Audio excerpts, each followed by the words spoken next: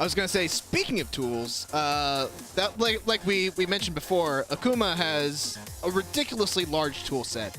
So yeah, really quick, just to go over, like if you're looking to get into Akuma, I think what you really need to know is like this main combo. So it's crouching.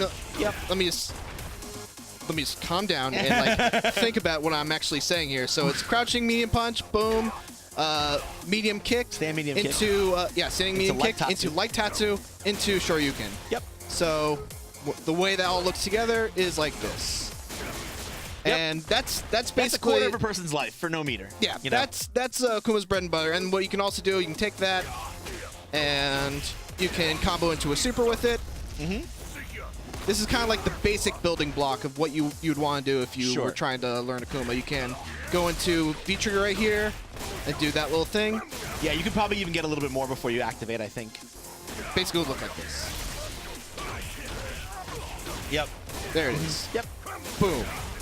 So yeah, Akuma does crazy damage. He's also got a crazy amount of special moves. He's got 3 different variations of his Hadoken. Light goes the furthest, also goes the slowest. If you'll notice, it doesn't go all the way across the screen. That's right, it which is a really important blows distinction. Up. A really important distinction. That's the...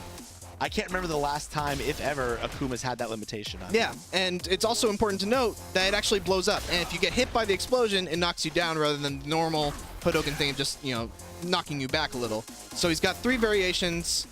This one's the heavy one. It goes the shortest, but also goes the fastest. He can fire them all in the air. Different button press changes the trajectory of it. He's got different tatsus, so that's the light tatsu, which can be comboed. And his heavy tatsu goes into the air. And you can actually do this really cool thing where you can basically combo a light tatsu into a heavy tatsu, which is kind of neat.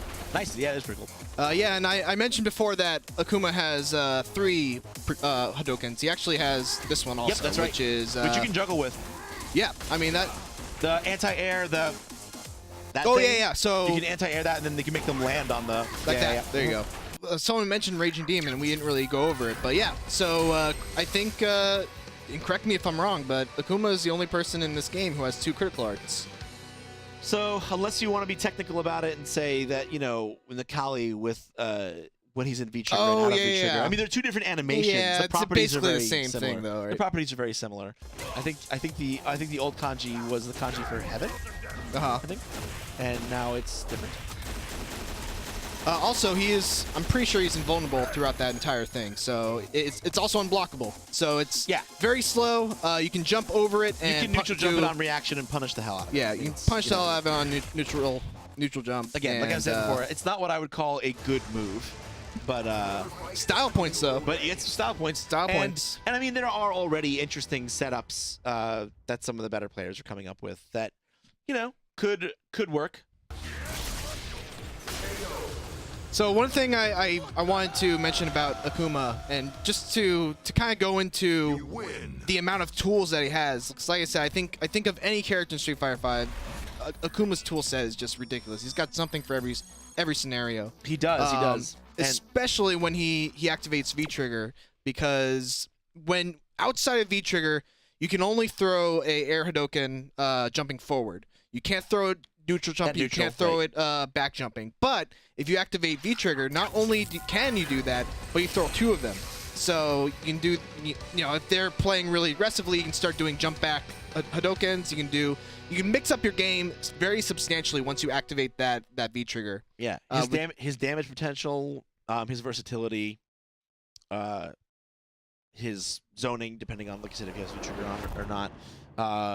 Like you said, he has something for everyone. But that said, you know, I don't think he has one super abusable tool.